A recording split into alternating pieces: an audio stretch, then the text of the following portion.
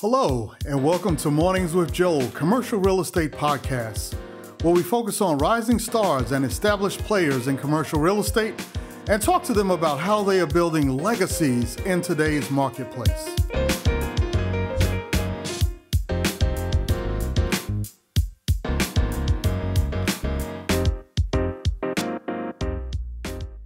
We'd like to welcome everyone to the Mornings with Joel CRE podcast. We're very excited to have you with us this week.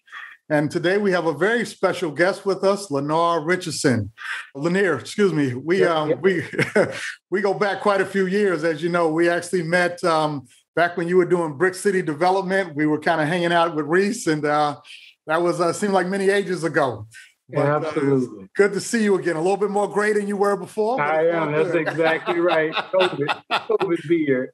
Absolutely. So it's good to have you here today, and we're excited you were joining us. So let's just go into it. For the folks that don't know much about you and your background, tell us just a little bit about, how you got started in real estate. Were you one of those kids who your father was a great developer and they gave you all this money, or, what happened? No, I don't know many. I don't know any personally Black folks that will say that.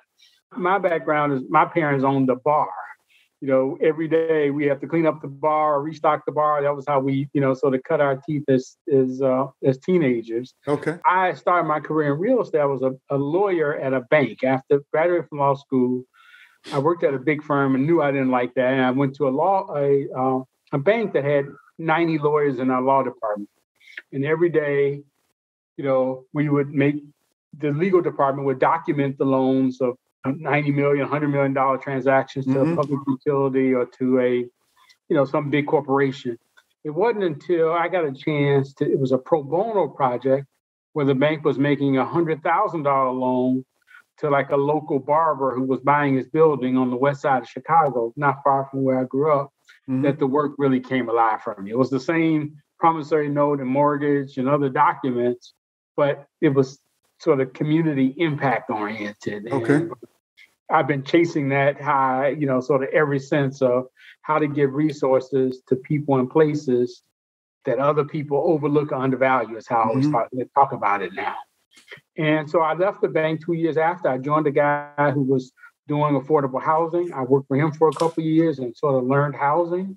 And then I left and spent about 7 years even, as an entrepreneur. I developed, built, and sold, over 300 single-family homes and townhomes in Chicago. At the time, my thesis was getting young professional people of color back into neighborhoods that they grew up in, where they went to church, to hopefully strengthen the neighborhood. And the goal at the time was to, build modern houses with all the features and amenities that would attract young folks back to old communities. And so I built 5 homes here, 10 homes here, 20 homes here. My largest project was 80 homes in, south side of Chicago, all of which, one was a little sort of, low. It was quote unquote affordable housing, but it was, call it $200,000 to $400,000 single family homes back in, sort of the tough neighborhoods.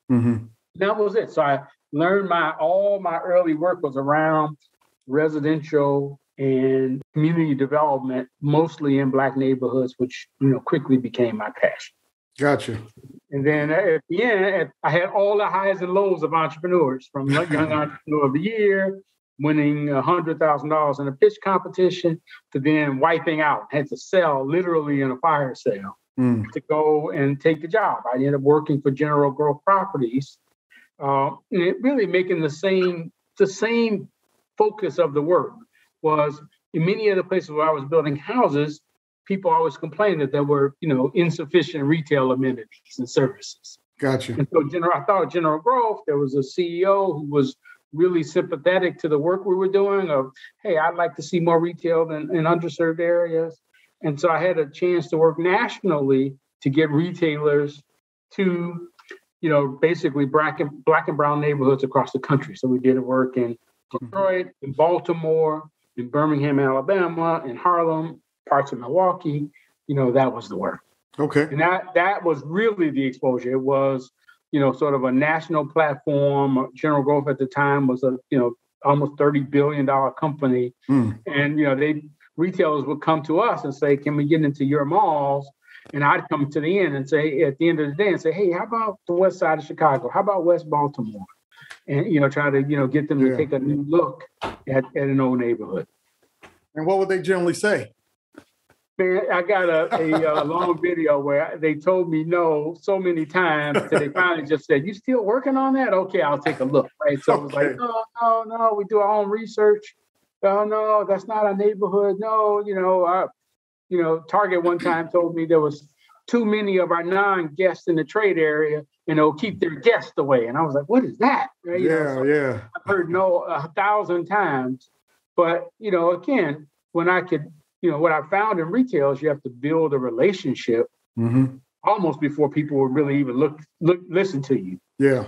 So once I built those relationships after a couple of years, I then could say there's pent-up demand, there's not a lot of competition, there's density, there's income. Right. Gotcha. So that was kind of a segue. It gave you the exposure. You got the national platform. And was that around the time you started formatting Brick City Development? So in 2008, everybody know there was a recession. So everybody in development at General Growth basically got laid off. Right?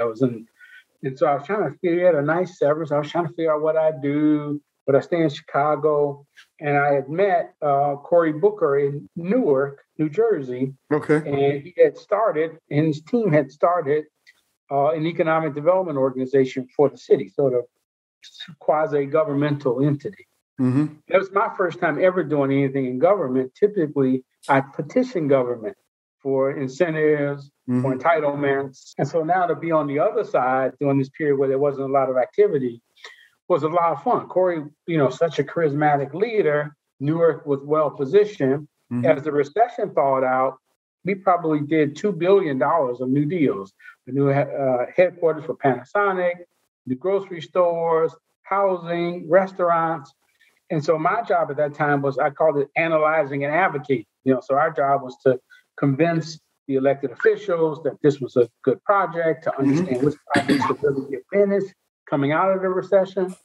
And so that was the time of working with, sort of the Newark, economic development organization. It was called Brick City under Cory Booker. It's now called Invest Newark under Mayor Ras Baraka. Okay. And both, the city of Newark continues to see development, continues to make progress because it has so many advantages and, it has good leadership as well.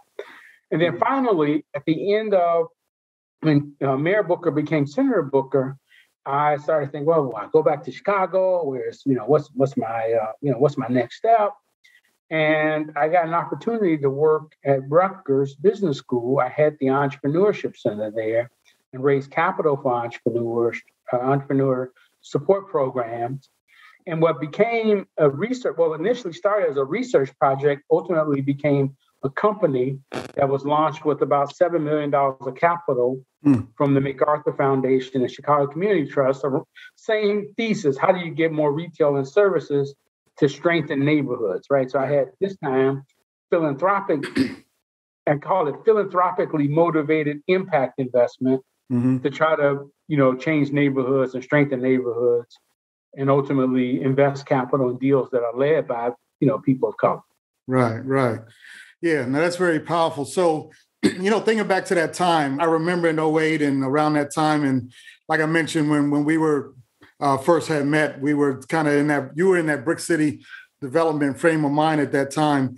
I remember Newark, you were talking about Newark, and it was like, that's the last place anybody wants to invest, right? It was a horrible city. At least the image of it was so bad in comparison to like New York and other areas. And obviously you did a lot of work there on the waterfront and other areas, which turned out to be great projects. And how do you see this change though? Because it seems like there was a real resistance to invest money with minorities and minority projects in minority areas. And there seems to be a shift now to where there's more desire to do so. You think that's more political? Is it real? I mean, what do you think about that? Well, I mean, it's still hard to get a deal done. So, so Newark, had all of these assets, right? It's 18 minutes from Midtown and in downtown Manhattan, right? It has an airport, a seaport, all the transit. It has 5 colleges and universities. So that's what we used those facts to tell the story about why it made sense to, invest in Newark, New Jersey. And they continue to do that. As I said, that's no longer my day job, but, Right. tell that story. And, you start looking at, real estate's about, value, right? Value creation and, location dynamics. And so you start to look at that and you go, all right, it's, half the cost of Manhattan, maybe. And, there's a train line that connects us and the airport is right here. And so we were able to get some wins. I think this, nationally, just finding a return to urban. And, initially it was, sort of urban downtown, chic urban where the restaurants are, and urban central business district. People are finding opportunity. They want to, not drive as much and, walk to work and walk to, entertainment and services. And I think over time, we're starting to continue to push that, not just in the central business district, but in the neighborhoods. That there's demand, there's land opportunity, and there's ultimately an ability to create value and generate a profit. Right. So that's the nature of the work. Gotcha. So if we were to fast forward to today's time, it seems like there is more access to capital. Would you say that there is, or how do minorities now that want to go into entrepreneurship and development and other things, how do they go about getting access to this capital that supposedly is earmarked for minorities that we always hear about in the press? Yeah, it's interesting, man. I mean, earmarked and how much is really getting out. Yeah. I think all those are still questions. Here's what I know for sure. In investable, getting land control and structuring an investable project combined with just hustle and relationships, you can find capital for your deal. Right. So it used to be like, oh, don't worry about the capital, the deal's out there. Well, you still, I mean, I'm not saying it's not that simple. It takes all those other steps. But early on, it is. I've been spending a lot of time on the first $100 to $1 million of capital, because that's what's needed typically to do pre-development, to make earnest money deposits if you're not trying to acquire something. At least get control, because you got to have real estate starts with, you can't just start saying I'm a planning project. You got to have some site control. Yeah. I got a contract. I got 60 days, 90 days, whatever it is to purchase the property. Here's what I think we can do, or a year, or whatever the time period. I've given their owners some earnest money. I now am engaging my professionals, environmental, property conditions, if they're architect and engineering, work that needs to be done in pre-development. And then all of the financial analysis. And once you can say, here's what I think I can do, I have a tenant, I have an incentive, if it's housing related, I have, a tax credit or some hook that then allows people to understand what the investment proposition is, that a project is investable or investment ready. Then I believe it's a matter of getting on in networks just like this and saying, hey, man, I got a project. I'm looking for whatever, and the hard part is not even the debt. I'm looking for the $2 to $3 million or whatever it is, 10 to, $1 to $20 million of equity needed to advance the project.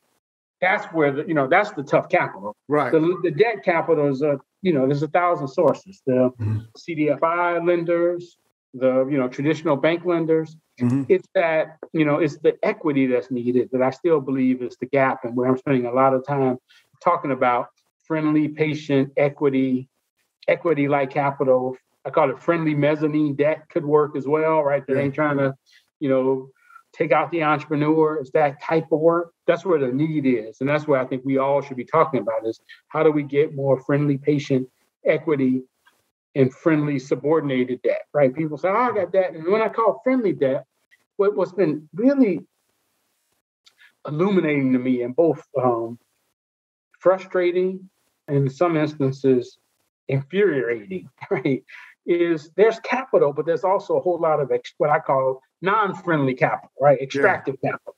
Hey, I need 3 points to even look at it. I need, 12% pref. I want 50% of the profits and, 80% of the profit. And so you're like, wait a minute, man, trying to do this work in community. I need you to pay all of our fees. And so I've spent a lot of time really working on how do you find either philanthropy or social impact capital, that will say, look, I understand what you're trying to do, Joel. You're trying to, build affordable housing and community. Mm-hmm. I got to have a reasonable level of underwriting and, a belief that I can get my capital return.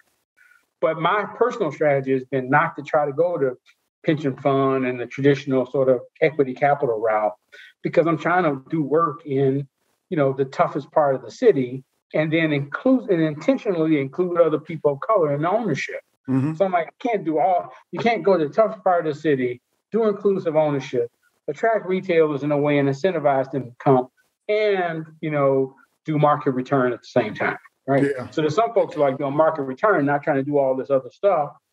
My personal passion work is trying to find the area that other people, overlook or undervalue, mm-hmm. and then try to go in there and pull all the pieces together. Yeah. Well, you bring up a very interesting challenge, because that is the hardest piece of the pie, is how do you get that site control in the first place? And where do you get the money for the earnest money? And where do you get the money for the pre-development costs? And that's really what locks a lot of people out of it, and why it's been a rich man's game for so long, because you just don't have that. I mean, everybody knows pretty much the strategy of trying to cut a deal with the site owner, and trying to leverage that equity. But that doesn't always happen, and they're not always that rarely happens. It's right. Exactly. So in cases like that, for those who are listening and want to participate in this discussion, are you saying that you have found sources of access to that capital, or is it more just family office philanthropic? I'm sorry, go ahead. Yeah, I think we should be hopeful about it, right? So, for example, the Chicago Community Trust and a couple of other philanthropic organizations in Chicago have created a pre-development grant fund that allows local and community, both for-profit and nonprofit developers, to get a grant of up to $100,000 to do pre-development on a project where they believe they can get site control. Okay. And I'm seeing more and more, sort of program ideas around it, where it's literally either a non-recourse, low-cost loan that allows you to, you got to repay it, or there's some grant capital as well, right? And so I'm hopeful about that.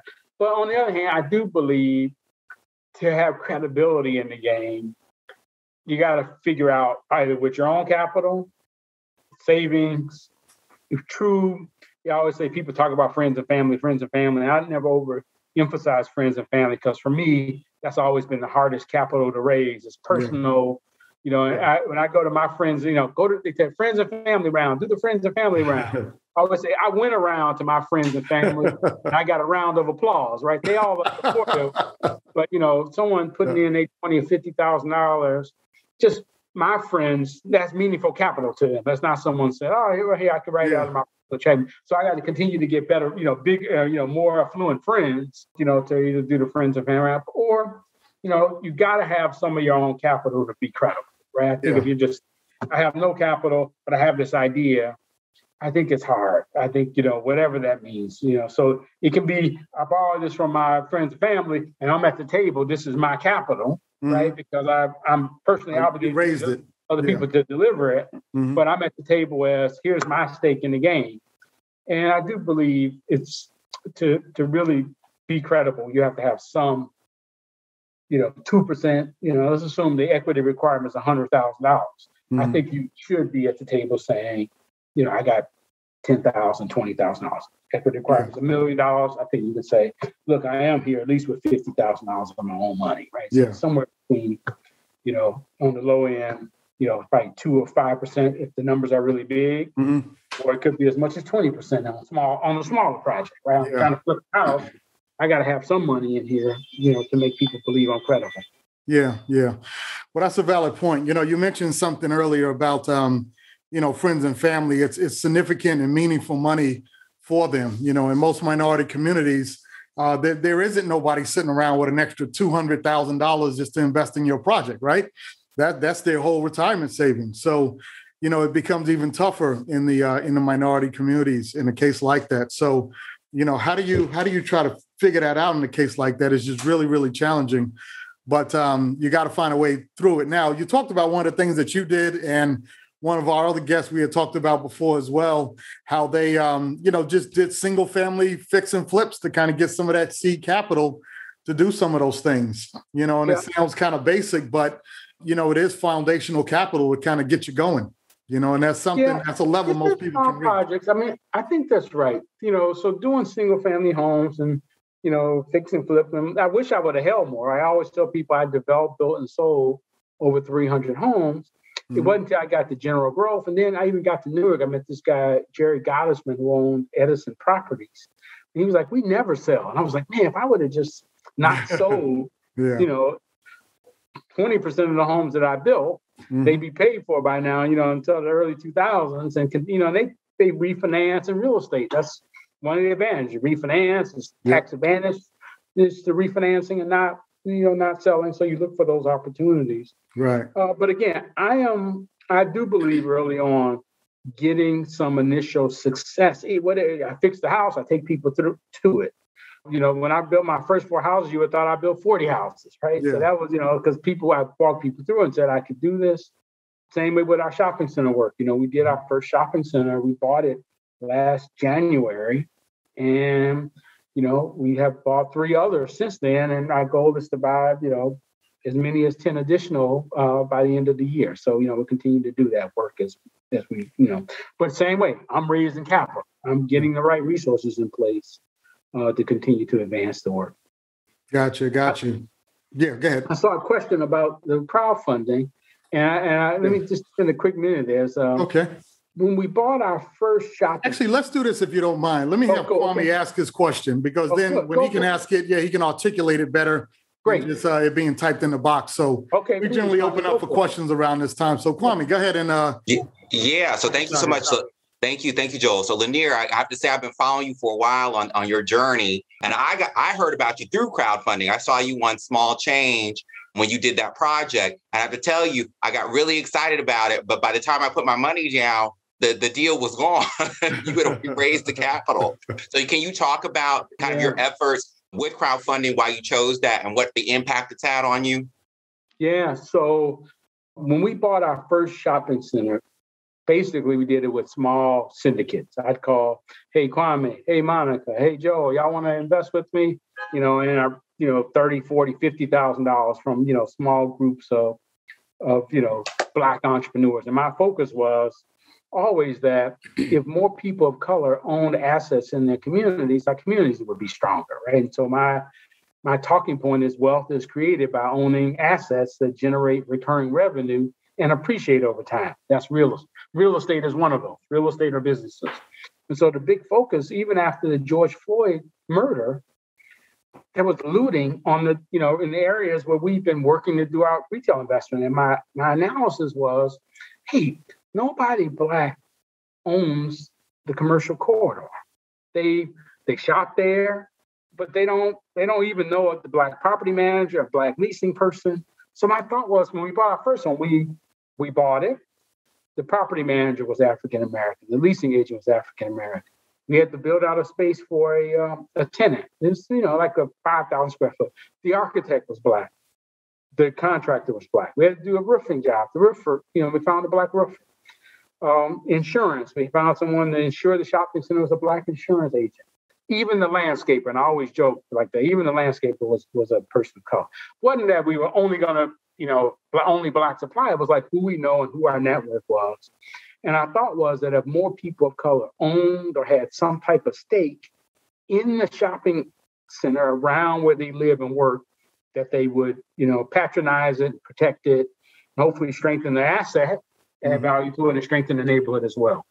When we got to Baltimore, that's all of those, the first deals were in Chicago. That's where our company's located. That's my hometown. When we did our deals, I met this guy. I sat on a board with him. And he's like, "Why don't you come back to Baltimore?" I'd worked in Baltimore in early 2007, 2008. And so we looked at some projects and we found 1 or 2 centers that we liked. In talking to, about conclusive development, someone said, "Well, why don't you, we don't just want in Baltimore." They're like, "We don't just want, Lyneir and his friends to come do a deal in Baltimore. We like to have community ownership." And I thought, that's an interesting idea as well.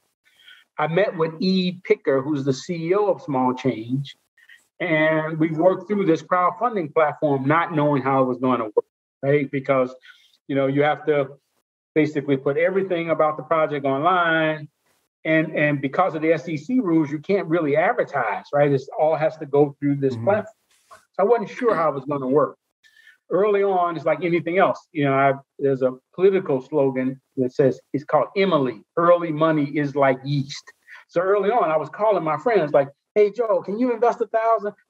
I just need to get some momentum. Yeah. But then there was an article that was written about the project and the crowdfunding effort in the Baltimore Sun newspaper.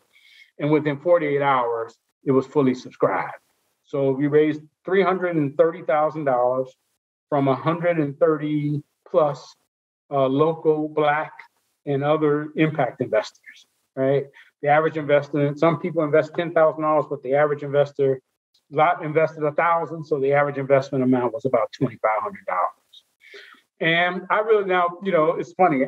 I have a younger brother who's in traditional private equity. He called me and he said, man, congratulations. You raised $300,000 in like a couple weeks from 130 Black small investors. And then his next comment was, man, I sympathize with you. How you going to manage 130 Black folks with $2,000, right? So I figured that out, right? So we bought the asset not even a month ago. We've had our first investor communication, but I really do believe local ownership is going to really, I have charter school parents, I have residents from a few houses away from the shopping center we purchased, I have people who go to church and, in the neighborhood. So there's still theory of how do we strengthen our own neighborhoods? How do we own assets in our own community? And, people always fear gentrification. Well, one way to deal with gentrification is just to own something, right? So if we own assets that appreciate, and so I have all these dreamy social impact goals about it as well, that people will feel this connection, that young people will know people of color who own it and manage it now as a Black property manager. And, we'll, I'm sure over time engage more people of color as well, to continue to work on the project. And so it worked, right? We had to, it's like anything else. To do crowdfunding, I think successfully, it takes some seed money. We had to do a video. We had to pay for lawyers. We had to put a compelling financial offering there. We had to pay the platform. So even the crowd, my mother used to always say it takes money to make money. Even the, launch a crowdfunding campaign probably cost us, $10,000 or $15,000. So, to do it right, you got to do a little outreach, even getting some attention, to the campaign that resulted in that article. All of those are factors. Yeah. Good points. Kwame, you feel that covered your question? Okay, fantastic. And for anyone else that's with us today, generally at this time, we do open it up for additional questions. So if you have anything that you would like to share, please put those in the chat. And we'll certainly let you come on and state your question and see if we can get some answers from Lyneir also. So good stuff. So let me ask this. What do you think the future holds for minorities that are trying to play this game in commercial real estate? You think we're headed forward? We're headed backwards? Things are going to stay the same? The George Floyd thing is just going to die down and things are going to go back to normal? I mean, what do you think is going to happen here? All I can say is I'm hopeful, man. There are these big old macro announcements about capital being available.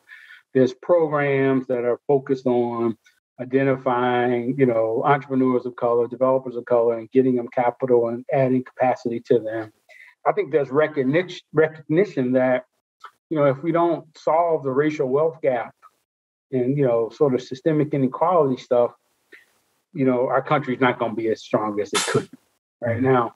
Again, all that's, there's no future in being pessimistic, right? So all that's optimism. And I think now I'm hearing and seeing folks who are, driven, entrepreneurial, that they're finding opportunities. With this, the question is this just for this year, this moment, or will it be a longer term? Is your question?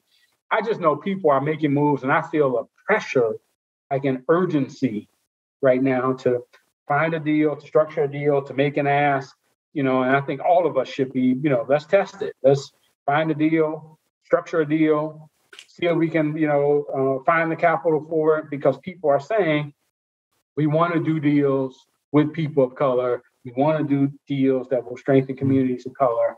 And that's, we got to see if it's real. You got to see if it's real. Yeah. Call it to the mat. No, all the big banks. I just posted something on LinkedIn, and I really am trying to figure out how to pull the right team together. There was an article that said, last year after George Floyd sort of death, there were $50 billion of announced commitments to racial justice investing and diversity and inclusion initiatives.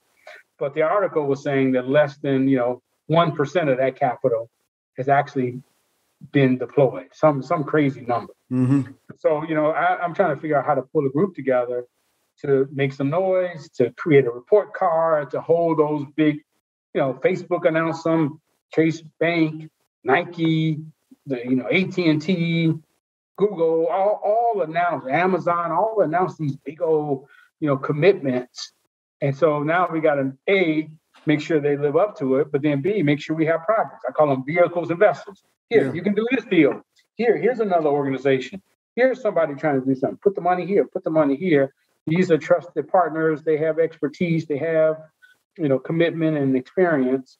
Let's do a deal with them. And the deals that they're structuring make sense, right? It's not all grant money. I think there's a place for grant money, but there's also a place for this, again, subordinate debt, program-related investments from a foundation's perspective that can help drive deals and help us get deals done.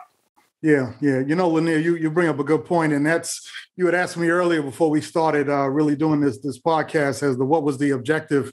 And one of the things that we are trying to do is to show that there are developers and minorities that are out there trying to get stuff done, that are trying to do deals, because often what I found and what I'm hearing feedback on is that it's just the people that they always already knew about that are getting the capital. So you got your H.J. Russell and your people like that. And it's like, okay, well, everybody knows about them, but what if you're not on the cover of Forbes, right? Yeah. What if you're not in that circle? How do you get that exposure so people can know that you're trying to get deals done and get access to that capital? It's a good question. And, so I'll use a guy from my experience in Newark, and I encourage more the developers of color to take advantage of this. So there's a guy in Newark, I'm going to blank on his name that quick. I just had it on the tip of my tongue, who basically came into the economic development office and said, hey, I live here. I have some capital.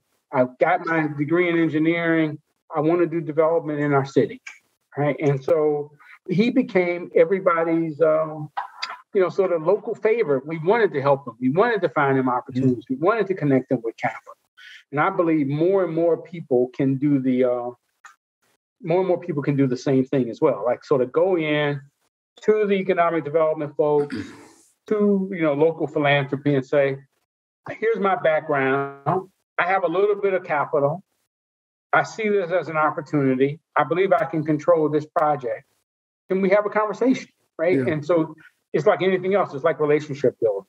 And I just think more early stage folks should. I sit on the board of something called the Cook County Land Bank in Chicago. Mm-hmm. And there's the executive director there and the leadership, a guy named Rob Rose, has done an outstanding job of creating a program to help Black developers get houses and land from the land bank. I know Newark is planning to do the same thing. What they always say is, let me just meet some folks that are credible. Credible doesn't mean you got to go there and say sort of puffery, like I got all this money. You say, look, I got enough money. I can get a good project. I can figure out how to finance it, that type of stuff. I think that's what more people of color need to do.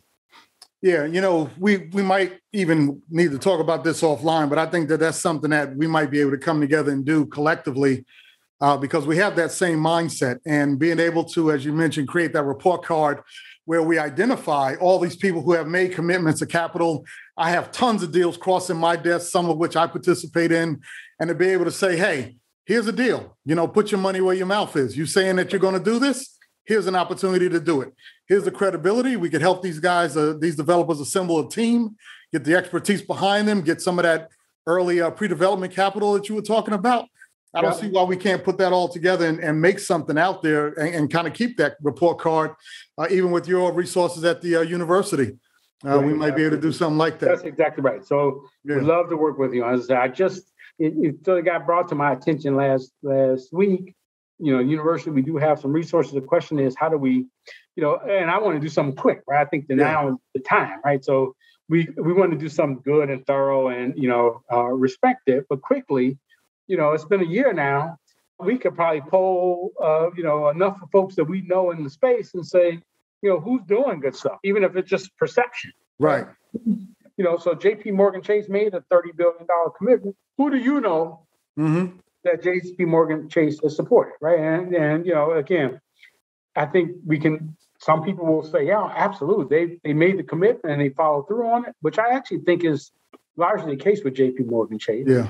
But then there are others who, we should, again, you shine the light on the good actors to motivate the bad actors. Right. Or the folks who just haven't found a way. And hopefully they'll come out and say, man, help me, help us figure it out. That's what we hope. Right. Yeah. I mean, we had put it out there that we had access to some of that committed capital, and, the amount of deals that have been coming our way has been extensive because of that. So I think if we had something cohesive like that, we could certainly make that happen. So let's talk more about that. That's totally off the cuff. Right. This isn't scripted, but, I'm glad you came on today because we're thinking the same way. So good stuff. Quinn has got a couple of questions here. Quinn, you able to come on and ask your questions and kind of bring those to the table?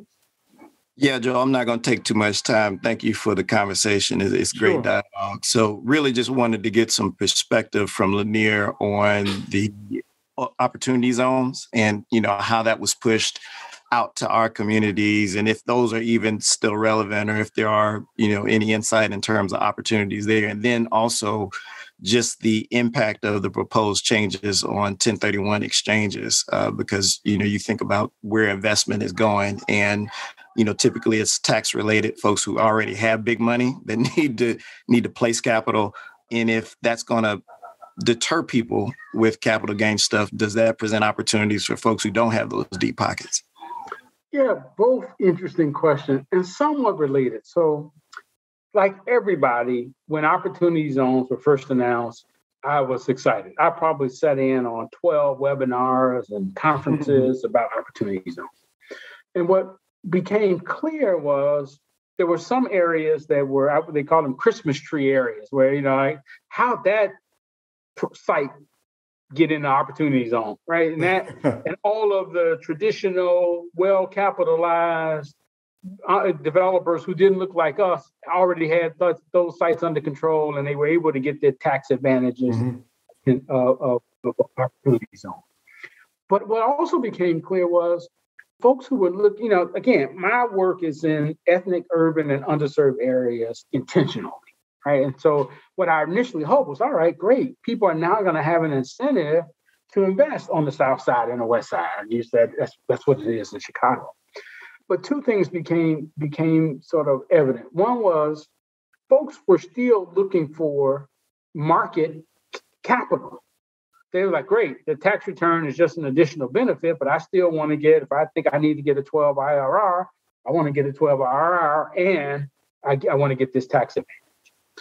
And so, again, I always thought if you're going in the toughest neighborhood and you're doing, this Herculean work, I think it's difficult in many instances to say I can get a market return, right? And it's just it's just not where I like to start from.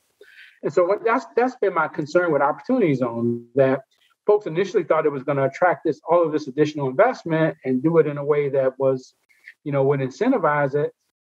In the toughest neighborhoods, I just haven't seen that happen yet. And because it had, all these sort of rules, it takes, you got to, improve the property within 30 months. And it was a tax advantage as opposed for the investor. I haven't seen it achieve yet its full potential. I mean, maybe someone else has. I haven't seen that experience. And similarly, I think with 1031, I'm still hopeful that folks will start to just say, all right, can I put some of my capital in the toughest part of the city? Because I'm always have hope with 1031 that someone was like, the timing, I got to do something tomorrow. And I'd be like, all right, come to the West Side, right? Come to the South Side, right? The timing was going to create opportunities. Because I just don't know if structurally, getting deals done in the toughest part of the city has yet been properly either incentivized or illuminated, especially by opportunity zones. And I'd love someone else to say, no, I've seen it differently. Opportunity zones have been great. Again, I know people talk about them. Everybody can state the rules, and there have been all these, sort of conferences and pub. But I don't have a lot of examples yet. And if someone else does, I'd love to hear. Yeah. What about the 1031? Well, go ahead, Quinn. I'll let you. It's your question. Yeah, and so 1031, same thing. It's just like, will it incentivize other investment? And again, they're talking about changing the 1031 rules. I think everybody's a little, and that comes up probably every couple of years. Are we going to change 1031? Again, my goal always with 1031 is to have deals that are ready, so that hopefully when someone who has, a timing issue, they may not have normally considered it. They're like, I got to place this money by 2 weeks from now. Well, here, you can do this. You can buy this. You can put some capital here. All right, good. Quinn, does that take care of your question? It does. I have one other follow-up question that's in a different direction if you got a couple minutes. Yeah, go ahead. Yeah, we got a couple minutes. Okay, so Lyneirs, I know you're working with entrepreneurs and you got, an audience of folks who may have interest in development or entrepreneurship. Can you talk about possibly even the importance of joint venturing with somebody who has some experience, or having somebody with a balance sheet to help you get some of the resources that you're going to try to get if you're a brand new entrepreneur or developer? Because a lot of times if you're not coming to the table with any experience, then generally people don't want to, it's hard to get underwritten. It's hard to be bankable. So can you just speak to either JV or having somebody with a balance sheet that can kind of help you across the finish line? So both. So, again, I do believe to credibly be in the game and not be a front, right? You got to be able to say, here's my resume. Here's what I've done. And the resume, again, doesn't have to be embellished. I grew up in this neighborhood. I understand the corridors. I went to school. I studied real estate. I've been working in this corporate job. And I now have decided I want to pursue, a real estate opportunity or entrepreneurial opportunity in my neighborhood, right? So it should be 100% factual and transparent. Here's what I'm trying to do. Right. And I think to be credible, you need a little bit of money. So I'm willing to put some of my money in. I've used it to create the initial plan or do the financial model, or in best case, to have some site control. Or I now know the economic development office or the mayor's office or the local, elected official is going to support me in getting the needed incentives or zoning change or any of that stuff. Right. All of that is equity. I know the neighborhood. I can help you navigate. I know the political leadership. I got experience. I'm not just, I'm not alone for the ride. And I even got, some of my capital. Right? I remember when I borrowed my first loan, it was like $400,000. And, I only had, $60,000 or $70,000 of my own money. But I remember the banker like, well, you got to sign a personal guarantee. You got to do all this stuff. And he was like, I'm going to give you what you need, but you got to give me what you got, right? I need to know that you're committed as well. And so my sense is you want to approach joint ventures from a position of strength as well. It's like, hey, who else has interest in doing this work in neighborhood? Who has capital, right? Who, as you said, who has a long track record that I can joint venture with in a way that ultimately helps get the deal done? And then what's your proposition to them, right? Based on, there's the narrative part of it. Here's what I'm trying to do. And there's the numbers. Here's the pro forma for the project, right? And I just think there's a negotiation to be had that's not just all around where you're putting in 80% of the equity. I'm only putting in 20% of the equity. So you get 20%, 80% of the project. I think the art is convincing the equity provider that you created the opportunity, you have these relationships, you have your capital, and therefore the equity split should be, more equitable, right? Not just based on the money that's provided. And all that's 100% relationship based. So, I recommend entrepreneurs really leverage the trade associations as well. ICSC, ULI, IEDC, NAIOP, the local, real estate board, right? Because that's where, people are, right? And who have an interest in real estate that you can see in virtually now on a session or in person when we get back together, at a cocktail parties, you can start to build those relationships. I worked for John Bucksbaum at General Growth. I met his father at an Urban Land Institute event and just said, hey, I've been doing these houses. I'd like to do retail. That was the start. And I have a number of instances where my investment in the trade associations has paid dividends, right? ICSC, ULI, and others. Yeah. Good point. Thanks for bringing that out. We appreciate that. Yeah, I know a lot of people are in REIT, right? That REIT network is close and is growing in power. I mean, it's so exciting to see, people get the little announcements every week. Somebody's got a new position as vice president of asset management, Angel, head of real estate at Rite Aid, people climbing the ladder. This network, I'm sure, is going to continue to grow in power. And we'll be calling them, hey, man, I got this property. Can you consider, doing a deal with me? Sure. Very, very valuable. Absolutely. So thank you, Quinn. Thank you for contributing and bringing that to the fore today. Rob, you had a question. You mind coming on, Mike, and sharing your question with us? Sure. Lyneir, good to see you. It's been a few years since we've seen each other. Mm-hmm. Talking about growing in power. That's a power player right there. Rob's a power player. Hey, man. I'm trying. I had a quick question for you. You kind of touched on it earlier, talking about kind of retailers and where I'm working with them. How is that going, and what approach are you taking with your centers as you acquire them and kind of getting that right mix? And what kind of feedback are you getting from, and kind of especially the regional and national guys? Yeah, no, thank you for the question. So our focus initially has been on acquiring what I call service-oriented community shopping centers. This is less than 50,000, 20 to 50,000 square feet is our sort of sweet spot. And services, I call stuff non-Amazonable, right? Or it's takeout restaurants, right? Carry out pizza, carry out chicken. It's a drugstore. We got a deal in Baltimore, has a Save-A-Lot, Dunkin' Donuts, Jenny Craig, MRI centers. More regional, I have a couple where we have Boost Mobile and dental. We got a chain that has about 16 dental offices in 2 of our centers. But then also a lot with local entrepreneurs as well, right? So it's that mix of what makes a community center feel like a community center. The one property is like an outlet on a Walmart. It's an outlet for a Walmart center where we own. It's a small little 10,000 square foot. It's a Athletico National, Boost Mobile National. We are excited about an African-American entrepreneur opening a UPS store franchise. So franchising is also something I love to explore more and create occupancy, create tenants to take up occupancy as well. So we're creating tenants by helping more entrepreneurs become franchisees. We had a great conversation with some of the pizza franchises, UPS stores. This will be the second one we've done. Some of the insurance agents nationwide, State Farm, that kind of stuff.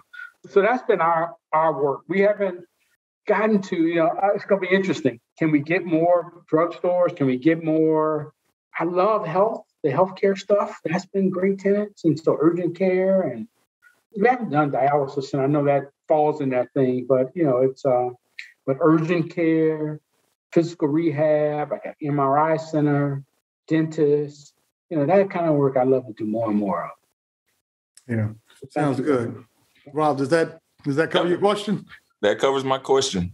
Thank you. Okay, well, good to have you here today. Thank you for participating. We certainly appreciate it. Absolutely. So Lyneirs, we're down to kind of the end here, and it's been a great call. We certainly appreciate all your input and follow through. And so what do you think the future holds? I mean, what would you like to see? And, how can we make that happen? You've been at this for a long time, man. Yeah, I think the future is, if there's a chance, the time is now for us to make moves. Mm-hmm. And I think that is finding deals that you can control and getting them investment ready and making the ask. This is the time to be bold in making the ask. So if you have something like, been thinking about doing this forever, I think there's a way that I can get it under contract, or already own it. I'm trying to figure out how to build the capital stack in a different way. Or there are all these programs now. Like we're supporting a program in Chicago called the Emerging Minority Developer Initiative, which is trying to identify high potential, developers of color, and then help them get resources, help connect them to joint venture partners, help them respond to city-issued RFPs. Interesting stuff. I read something similar happening in Philadelphia, and I'm sure in other places around the country where there's attention to, we got to do something, to support folks, Black and brown folks like us. So be bold is my thought. Find a deal, be bold, make the ask. Nobody says it's easy, but this is passion work for us all. Yeah. Well, no, good stuff. I actually know about a project on that west side of Chicago. So I'm going to talk to you a little bit about that offline. But Good deal. Like you said, I completely agree. Now is the time to make the ask. People have made this money available. It's shame on us if we don't go out there and go after it, right? And try to, tie it down. Uriah has been hanging out with us since the very beginning, so I got to give him the last question of the day. So Uriah, go ahead. You got the floor. Hey, thanks, Joel. Hey, Lyneir, thank you. This is a phenomenal insight. I wanted to know if you can provide some guidance around navigating the local political dynamics, whether that's engaging with city council, neighborhood groups, zoning board members, et cetera, to get a project approved within the community. I wonder if you can shed some light on some of your experience there and some insights on how to successfully navigate those waters. Yeah.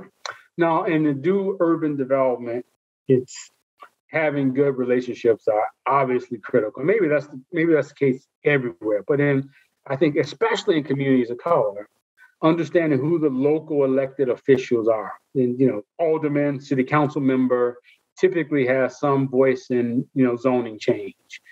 Mayor's office, deputy mayor, economic development folks, state and local and county and regional, right? Just understanding who those folks are.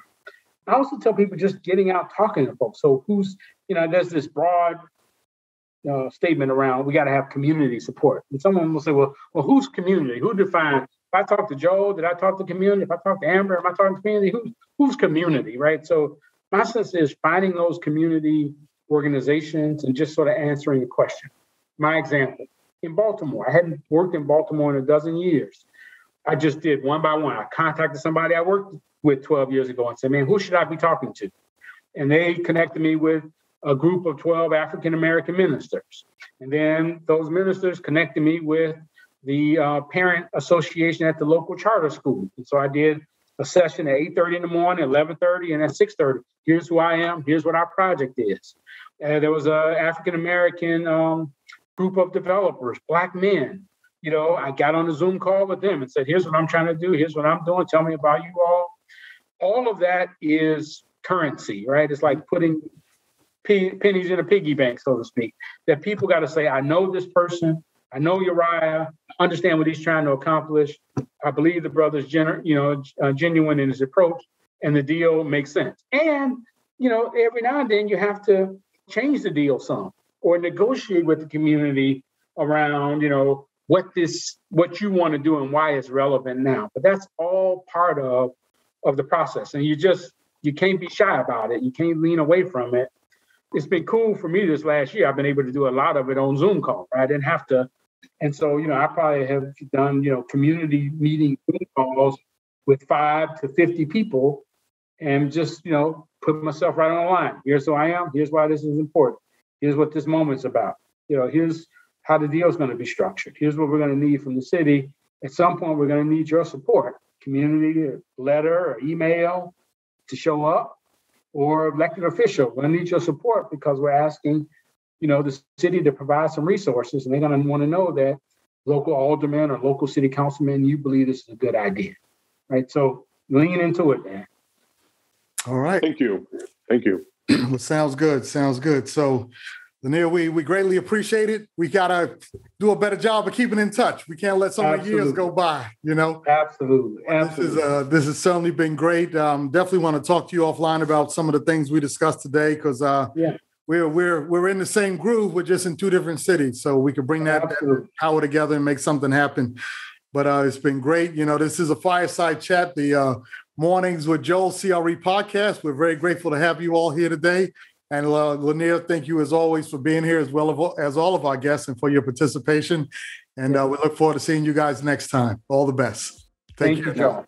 All right. Thank you, everyone, for listening. Absolutely. Take care. All right. Have a good afternoon, guys.